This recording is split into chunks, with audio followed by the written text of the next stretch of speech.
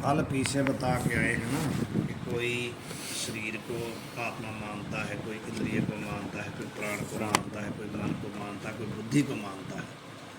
भाव कोई शरीर को, कोई इंद्रिय को, कोई अंतःकरण को आत्मा मानता है। अब आगे बता रहे हैं कोई इन 5 कोशों को ही आत्मा मानते हैं। पहले भट्ट का मत दिखा रहे। भट्ट एक आचार्य है मीमांसा के, पूर्व मीमांसा के आचार्य भट्ट हैं, कुमारिल भट्ट। तो कह रहे हैं कि पूर्व मीमांसा का वार्तिककार भट्ट यह कहे हैं, विद्युत की न्याय क्षणिक रूप आत्मा नहीं। बौद्धों ने कहा कि क्षणिक बुद्धि ही आत्मा है।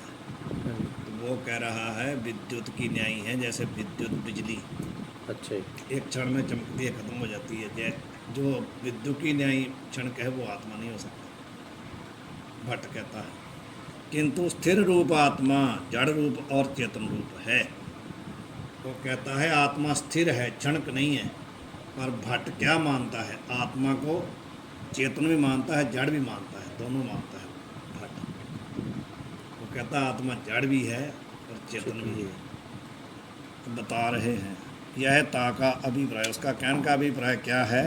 सुषुप्ति से जाग के पुरुष यह कहे हैं, मैं जड़ हो के सोता भया, जाते आत्मा जड़ रूप है। जब सुषुप्ति से उठता है आदमी तो क्या कहता है? मैं इस प्रकार जड़ हो के सोया, कुछ भी नहीं पता चला। समझ गए? मैं जड़ हो के सोता भया, 2 अंश हैं उसमें। जब उठ के हम बोलते तो क्या कहते हैं? इतना सोए हम, पता नहीं चला। इतना सोए एक ही अंश है, पता नहीं चला एक ही अंश है। 2 अंश हैं कि नहीं? इतना मतलब गूढ़ निद्रा में सोए हैं, एक ही अंश है, पता ही नहीं चला दूसरा ये अंश है। 2 अंश हुए ना, एक जड़ अंश है, दूसरा चेतन अंश है। पता नहीं चला जड़ चेतन अंश है, और इतना सोए जड़ अंश है। अभी बता रहे हैं, आगे बताएंगे। जागे क्यों स्मृति होवे है, अज्ञात की स्मृति होवे नहीं। जब आदमी जागता है ना सुषुप्न से, तो उसको स्मृति होती है।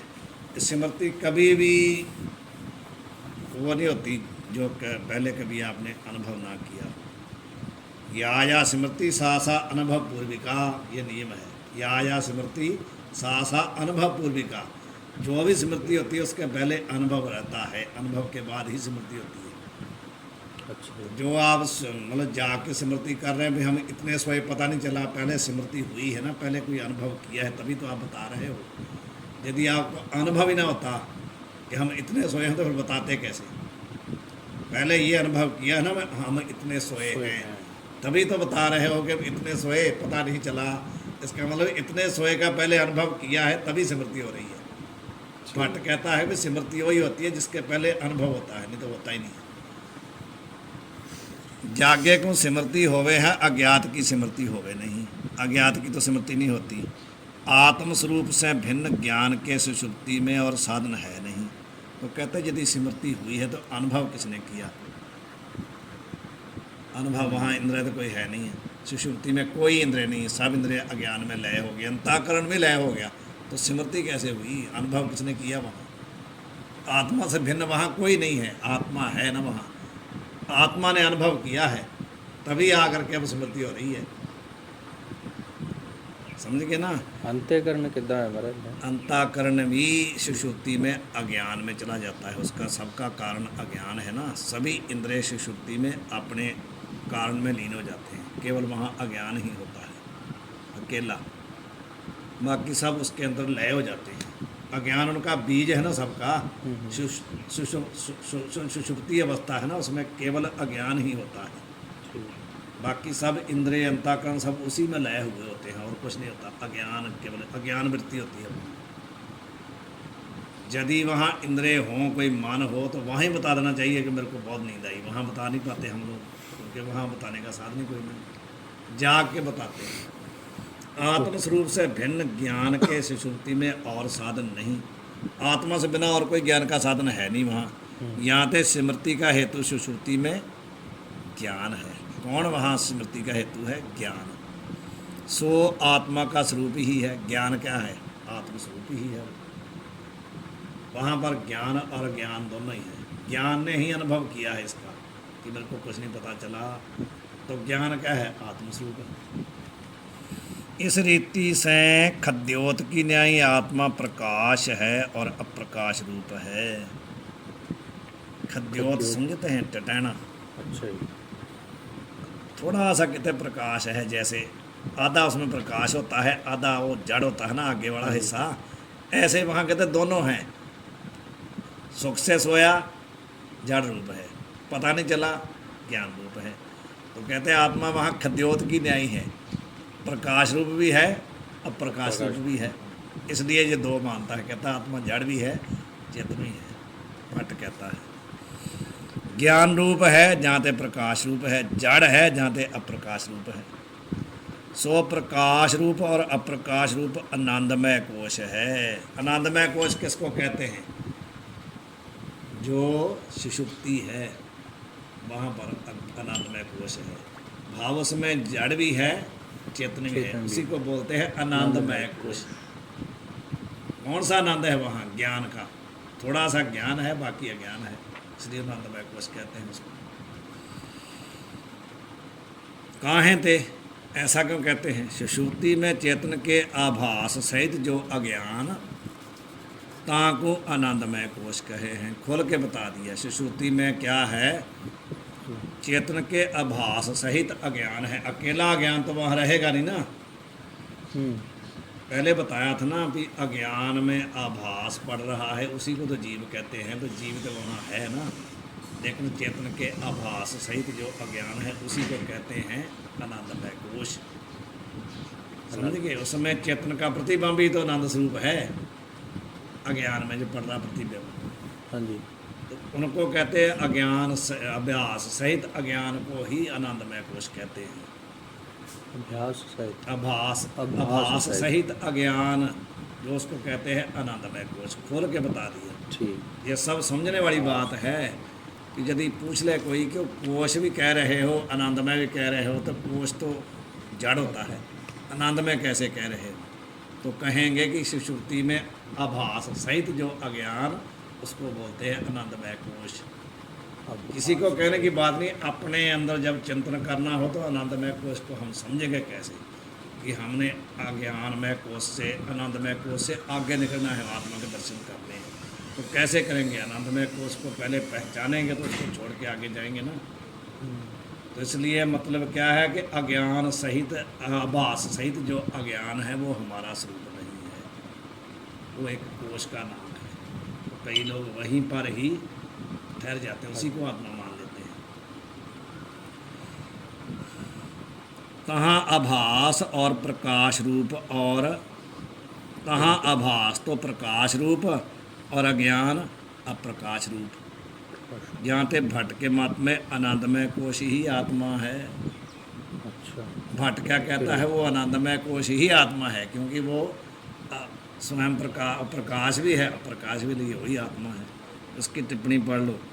आत्मा को जड़ चेतन उभय रूप मानने हारे भट्ट के मत का खंडन चित्रदीप के 98वें श्लोक के टिप्पण विषय हमने लिखा है। ये कहते हैं पीताम्बर जी महाराज कहते हैं कि हमने वहाँ लिखा, पीताम्बरी उसमें लिखा, कहते हैं।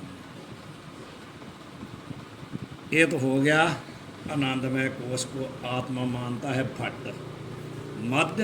माध्यमिक बौद्ध का मत, एक बौद्ध क्षणिक विज्ञानवादी है, दूसरा माध्यमिक शून्यवादी बौद्ध है। एक क्षणिक विज्ञानवादी, एक शून्यवादी बौद्ध है। जो क्षणिक विज्ञानवादी बौद्ध है वो तो बुद्धि को आत्मा मानता है। जो शून्यवादी है, माध्यमिक बौद्ध भी उसको बोल देते हैं, वो कहता है शून्य ही सब कुछ है, शून्य ही सब कुछ है, वही ब्रह्म है, शून्य को ब्रह्म मानता है। तो वेदांती कहता है शून्य को किसने चेतन किया? शून्य के लिए बताया किसने? तुम्हारा जो शून्य ब्रह्म है उसका ज्ञान किसने कराया? जो उसका ज्ञान कराता शून्य का वही ब्रह्म है, वेदांती कहता है। ठीक है। शून्य को तो किसी ने बताया ना भी ये शून्य है, जिसने बताया वही ब्रह्म है, शून्य ब्रह्म नहीं है। ठीक है। अब कह रहे हैं कि शून्यवादी बौद्ध यह कहे हैं आत्मा निरंश है। निरंश। भट्ट ने कहा भी उसमें दो अंश हैं, ठीक। तो शून्यवादी कहता उसमें अंश है ही नहीं। निरंश है। यहाँ पे एक आत्मा को प्रकाश और अप्रकाश कहना बने नहीं। जब उसमें अंश ही नहीं है, एक ही है, तो उसमें दो चीज़ें कैसे आ गई? आप कहते हो एक अंश अप्रकाश है, दूसरा प्रकाश है, कहते हो उसमें अप्रकाश प्रकाश कहना बनता ही नहीं, वो निरंश है, उसमें अंश है ही नहीं। और खद्योत का तो एक अंश प्रकाश रूप है, दूसरा अंश अप्रकाश रूप है। आपने कहा खद्योत की न्याय तो कहते हैं उसका तो एक अंश प्रकाश रूप होता है, दूसरा अप्रकाश होता है, तो इसमें तो अंश ही है नहीं। यहाँ ताकि न्याय अंश रहित आत्मा विषय उभय रूप कहना असंगत है। शून्यवादी कहता है गलत है आपकी बात।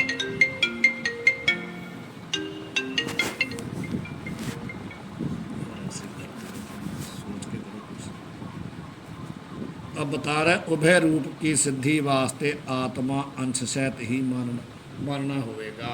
भट्ट को कह रहे हैं कि यदि आप उभय सिद्धि उसमें करते हो ना, प्रकाश और अप्रकाश, तो उसको अंश सहित मानना होगा। जो अंश वाले पदार्थ घटाधिक हैं सो उत्पत्ति और नाश वाले हैं। यदि अंश वाला मानोगे तो अंश वाले तो घटपटादि पदार्थ हैं, कई अंश होते हैं ना, उसमें घट में दो अंश होते हैं, दो कपाल जुड़ के घट पड़ता है, तो कहते हैं उनका नाश भी होता है, पूर्ति भी होती है घट की। तो तैसे आत्मा भी अंश सहित होने थे उत्पत्ति नाश वाला ही मानना होएगा, ऐसे मानना पड़ेगा।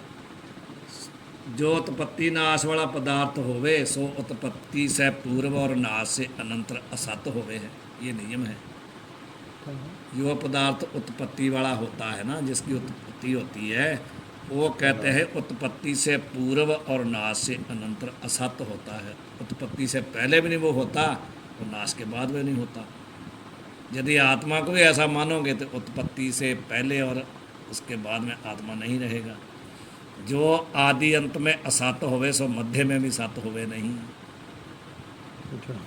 जो उत्पत्ति से पूर्व असत होता है, नाश से बाद में सत होता है, मध्य में भी असत ही होता है, घटपट आदि। किंतु मध्य भी असत ही होवे है, यहाँ पे आत्मा असत रूप है, ऐसा मानना पड़ेगा। तैसे आत्मा से भिन्न भी संपूर्ण पदार्थ उत्पत्ति नाश वाले हैं, जहाँ पे असत रूप हैं। इस रीति से आत्मा और अनात्मा समग्र वस्तु असत रूप होने से शून्य ही परम तत्व है। वो कहते हैं आत्मा भी असत है, सभी बाकी पदार्थ अनात्म पदार्थ भी असत हैं, तो इसलिए शून्य ही परम तत्व है, शून्य ही ब्रह्म है।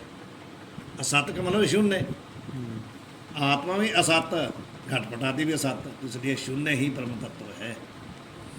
यह शून्यवादी माध्यमिक बौद्ध का मत है।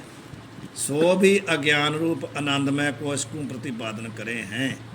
ये भी क्या कहते हैं, ये भी क्या कहते हैं कि आनंदमय कोश को ही प्रतिपादन करते हैं। काहे थे अज्ञान तीन रूप से प्रतीत हो गए हैं। कैसे कैसे? पहला, अद्वैत शास्त्र के संस्कार रहित जो मूढ़, जिनको तो जगत रूप प्रमाण को प्राप्त अज्ञान सत्य प्रतीत हो गए हैं।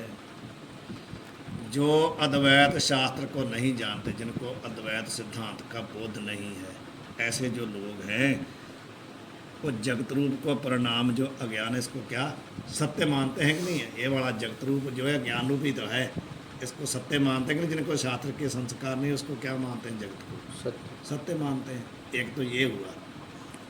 अद्वैत शास्त्र के अनुसार क्या हो गया? हाँ जी महाराज। महाराज जी उधरों कटिया गया क्लास तो चल रही है। नहीं वो तो व्हाट्सएप तो रिमूव हो गए। इतने महाराज देखो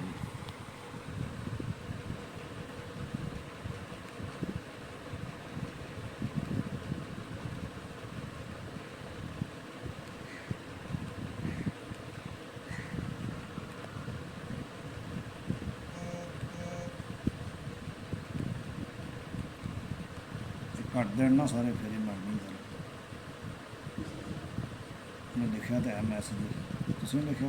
हाँ जी, ਉਹਨੂੰ ਕੱਟਣਗੇ ਤਾਂ ਕੱਟ ਦੇਣ ਤੇ ਫਿਰ पढ़ने में था। ਕੱਟ ਤੇ ਰਹਿ ਲੱਗਦੇ ਹੋਣਗੇ, ਪਰ ਸਾਰਿਆਂ ਨੂੰ ਸਮਝ ਨਹੀਂ ਆਈ ਨਾ।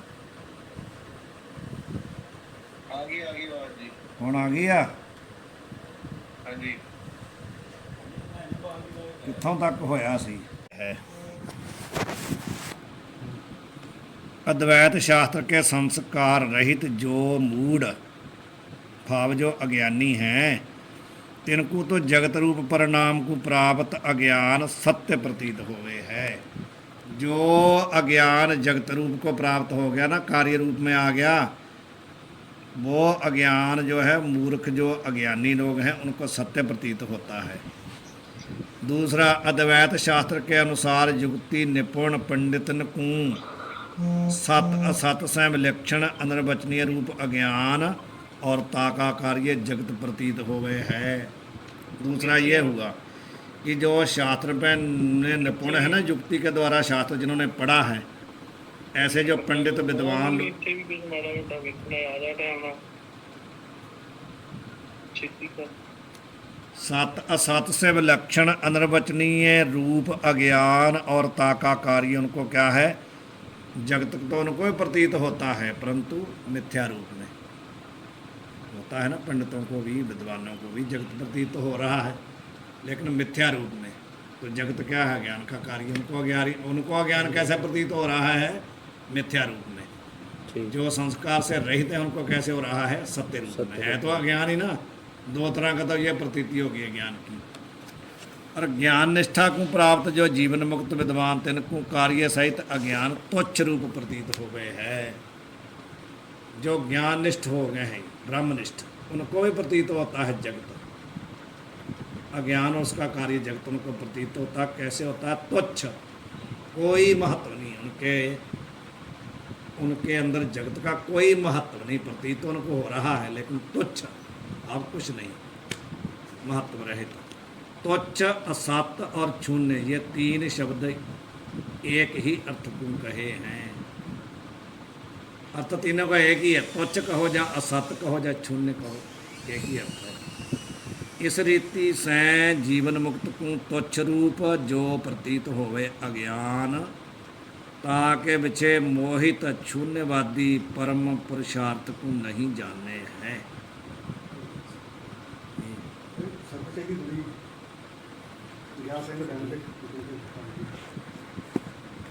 ये कह रहे हैं कि जीवन मुक्त जो है ना, उसको तुच्छ रूप जो प्रतीत हो रहा अज्ञान, ताके विषय मोहित जो शून्यवादी परम पुरुषार्थ को नहीं जानते हैं। वो तुच्छ रूप जो जगत है उसी में मोहित हैं, जो शून्यवादी मोहित हैं। बुद्ध जो शून्यवादी हैं वो तुच्छ रूप जगत को ही सब कुछ मानते हैं, किंतु तुच्छ रूप आनंदमय कोश को ही आत्मा कहे हैं। जो जगत तुच्छ रूप है ना, असत रूप है, उसी को ही वो आत्मा मानते हैं, उसी को ही आनंदमय कोश कह करके आत्मा कहते हैं। शून्यवादी मत के मत का भी खंडन उन्होंने किया है। अब आ गया प्रभाकर और नैयायिक का मत। आनंदमय कोश का ही अलग अलग विवेचन कर रहे हैं।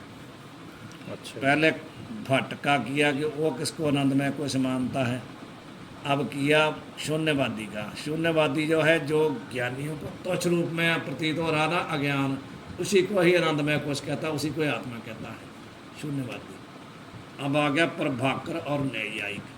प्रभाकर भी एक में मानसा का आचार्य है, एक आचार्य है भट्ट, दूसरा है प्रभाकर। अब प्रभाकर का और नैयायिक का दोनों का मत दिखा रहे हैं कि वो किसको आनंदमय कोश मानते हैं। पूर्व मीमांसा का एक देशी प्रभाकर, उसको एक देशी आचार्य कहते हैं, एक देश को मानता, एक दृष्टांत को मानता, पूरे को नहीं मानता। और नैयायिक दोनों क्या कहते हैं, आत्मा शून्य रूप नहीं, दोनों नहीं मानते। काहे थे जो शून्य रूप आत्मा माने ताकू यह पूछे हैं, वो कहते हैं जो शून्य रूप मानते उसको हम पूछते हैं, शून्य रूप का तैने अनुभव किया है अथवा नहीं। यदि शून्य मानते हो तो शून्य का अनुभव आपने किया है या नहीं, तो अनुभव काहे का ग्रहण, जो है शून्य वो स्वयं प्रकाश तो है नहीं, तो उसका अनुभव कैसे होगा। जो कहें शून्य का अनुभव किया है, यदि कोई कहता भी किया है, तो जाने शून्य का अनुभव, जो कहते हैं उन्होंने शून्य का अनुभव किया हो, तो जाने शून्य का अनुभव किया है, सो आत्मा शून्य ते विलक्षण सिद्ध होवे। यदि अनुभव किया हो तो फिर तो मान सकते हैं। जो ऐसे कहें शून्य का अनुभव नहीं किया और शून्य नहीं है, जय सिद्ध हुआ। यदि कहते हैं भी हम तो अनुभव तो किया नहीं, तो उसका मतलब है ही नहीं, इसका अनुभव नहीं हुआ, वो है ही नहीं। तो शून्य क्या है? सिद्ध नहीं ना हुआ। जब अनुभव नहीं हुआ तो सिद्ध नहीं हुआ। इस रीति से शून्यत विलक्षण आत्मा है, अलग, ताके विषय मन के संयोग तय ज्ञान हुए है। वो कहते हैं कि आत्मा का ज्ञान कब होता है? जब मन का संयोग आत्मा के साथ होता है। मन का संयोग। मन का संयोग, ताके विषय मन के संयोग ते ज्ञान हुए है। ताके विषय पावा, आत्मा के विषय में ज्ञान कब होता है? मन के संयोग से। ता ज्ञान गुण तय आत्मा चेतन कहिए है। ये प्रभाकर न्यायिक कहते हैं ना, न्यायिक जो है ज्ञान को भी गुण मानते हैं। नैयायिकों ने 24 गुण माने, उसमें ज्ञान भी उन्होंने गुण माना है। अच्छा जी। तो कहते हैं कि ता ज्ञान गुण तय आत्मा चेतन कहिए। वो ज्ञान गुण को लेकर कहते हैं कि आत्मा चेतन है।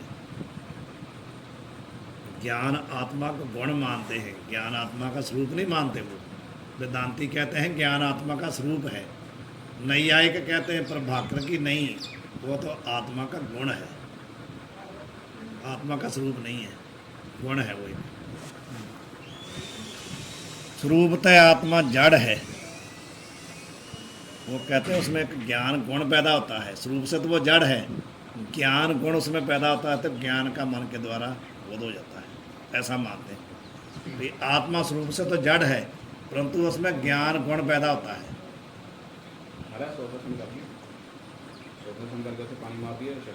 हाँ कर लो सब कर लो। तैसे सुख दुख इच्छा द्वेष प्रयत्न धर्म अधर्म आदि गुण आत्मा विषय हैं। इतने गुण वो मानते हैं नैयायिक लोग आत्मा में। सुख दुख इच्छा द्वेष प्रयत्न धर्म अधर्म, प्रयत्न करना। 8 गुण मानते हैं आत्मा में नैयायिक। तो ये आत्मा जब पैदा होता तब तो जड़ ही पैदा होता है, उसके बाद में कहते हैं ये उसमें गुण आ जाते हैं।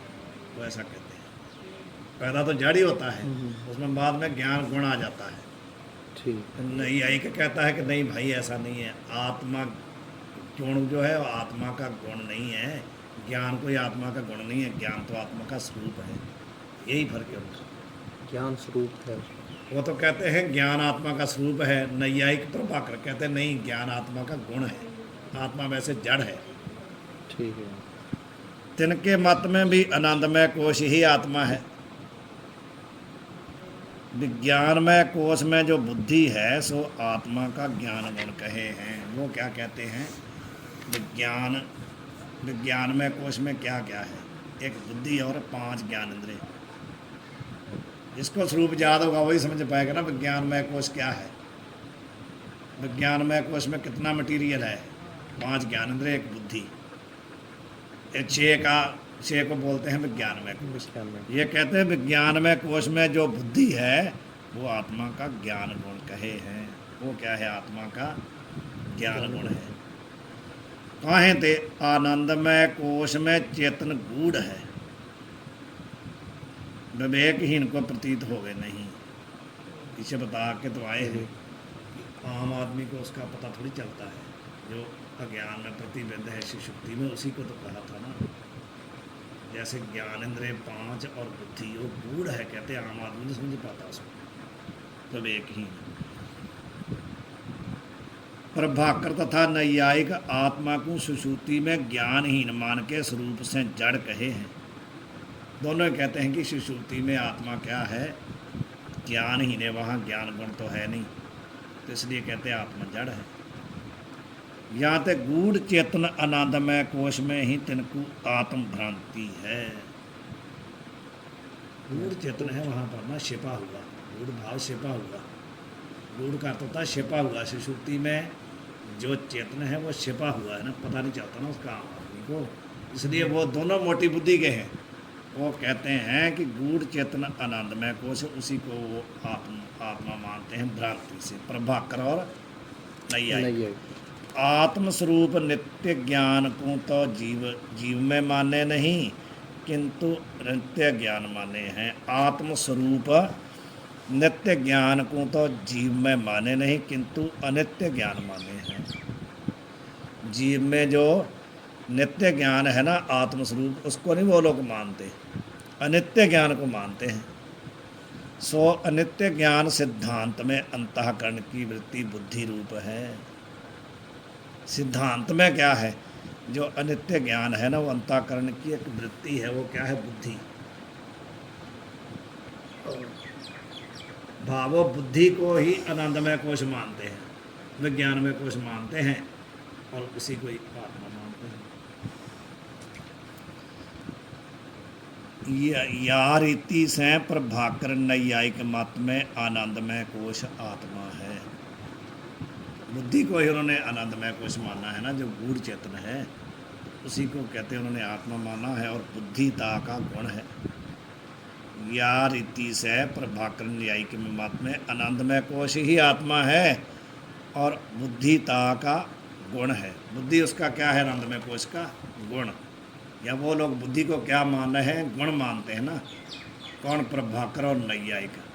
आनंदमय कोश को आत्मा मानते हैं, और बुद्धि को क्या मानते हैं? गुण। बुद्धि का अर्थ ज्ञान, ज्ञान को उन्होंने गुण माना है। तिनका मत भी समीचीन नहीं।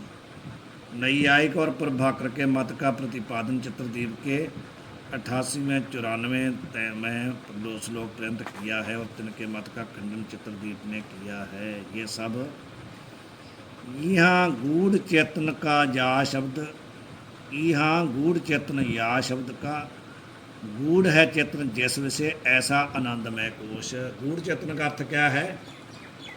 गूढ़ चेतन शब्द दिया था ना यहाँ पर, गूढ़ चेतन है, उसका अर्थ क्या है? गूढ़ है चेतन जिस विषय, गूढ़ है चेतन जिसमें।